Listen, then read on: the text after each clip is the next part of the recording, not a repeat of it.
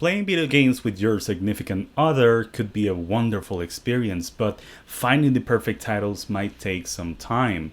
Competitive multiplayer could work if both are okay with losing sometimes as part of the learning process, similar to what happens in fighting games, but usually people prefer to try co-op games first. It's very clear that you're supposed to cooperate with each other, but to be very honest, not every co-op game offers actual shared experiences. Beat 'em ups, for example, are a joy to play, but it doesn't always feel that you're helping each other with strategies. Sometimes it feels someone is dragging the other, or they're simply fighting individually to enemies while advancing to levels without any sense of collaborative accomplishment. And dare I say, Nintendo, the apparent king of multiplayers, sometimes suffers from the same issue, where on most games it makes you feel you are cooperating, for instance in Super Mario 3D World levels, but in reality you're simply running on the same space where some people will stay behind, alienating players from an actual shared experience. But do not get me wrong, there are video games that really get the cooperative spirit and will ask for particular skills to each player. Clearly, Hazelight is the perfect example of a studio that will ask for both players to interact with each other and plan a strategy during gameplay. Especially It Takes Two, where it asks for both players to participate in puzzles and gameplay mechanics that are tied to each protagonist in order to advance story progression and ultimately making the sharing experience much more meaningful. Supermassive games do a similar job where multiple players incarnate different characters and take their own choices. You can even plan to save every character and to look at every hint around the camping site, creating a fascinating co-op experience, because after all, if every piece of the puzzle fits for each person in a relationship, any video game will become an excellent pick.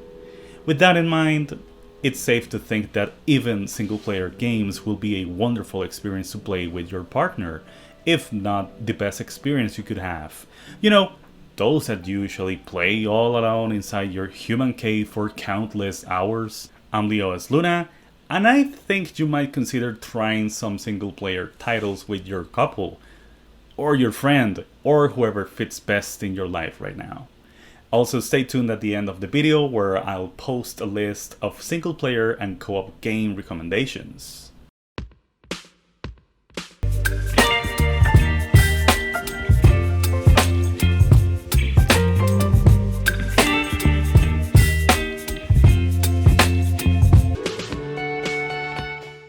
Finding the perfect single player experience for you both could be difficult at first, but I recommend trying on what you like the most and ask yourselves if it's an experience you could share.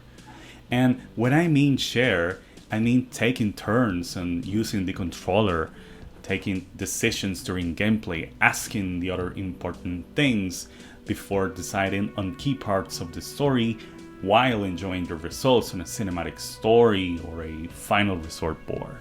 It's important to know what clicks the most in the genres we both enjoy.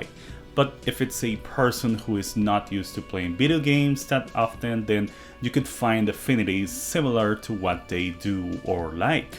Do they like mystery shows, movies, and books? Maybe it is the puzzle solving type. Do they like to be organized and plan in advance? Perhaps you could try a strategy or an RPG. Does he or she like to compete? Then an action game could work. Open world and exploration games are perfect for those who like open-ended possibilities with a common outcome. Each relationship is different, and as any date, it should flow naturally. In my particular case with my partner, we prefer games with multiple choices but with mostly a single outcome. Games like The Legend of Zelda Breath of the Wild, where you have endless ways to solve one puzzle or reach in one place, but they tell the same story regardless. Or maybe a game like Persona 5, where we both have different ways to fight and collect personas, but enjoy the story in the same way while sharing our thoughts on the outcomes that are happening in the story so far. Accessibility is important to discuss before trying something together, since sometimes they are not that visible at first sight. Things like motion sickness, sensitivity to flashing lights, color blindness, or simply a distaste for a particular topic are some of the examples to consider. Another important thing is to identify if a video game might feel too personal to engage with a partner. As much as a couple loves spending time with each other, an individual might want a personal space for certain things. In these games, decisions will have a heavy impact on the story that will be traced by how the player thinks and behaves. Sometimes we like to defer and make a personal adventure in separate ways. Speaking of, there's also the option of playing the same game but individually while sharing experiences. This way we can learn new things and share tips. Animal Crossing New Horizons was the perfect example of a game that I learned more from her since she invested much more hours. So each time we visited an island, we could share a lot of secrets and advice. I ended up stealing one neighbor, although up to this day I'm not sure if she abandoned her or not. Currently we're obsessed with Marvel Snap, but we don't play together most of the time, but rather give advice to each other while ranking online. It is also important to keep up consistent so you can eventually roll the credits to that single player game. You see, the key element is communication. Trying to share meaningful experiences full of dialogue and interaction with each other. By kidnapping the controller, you're isolating the other player from actually interacting. It prevents them from discovering whether or not he or she does like the game or not. Or perhaps the other person only likes to decide on story elements while watching. Sometimes we may feel some levels are difficult, but it's also important to let them try first. It could happen that you're a thinker while fighting on RPGs before any turn, but your partner is best at trial and error fights where she or he likes to try every possible scenario.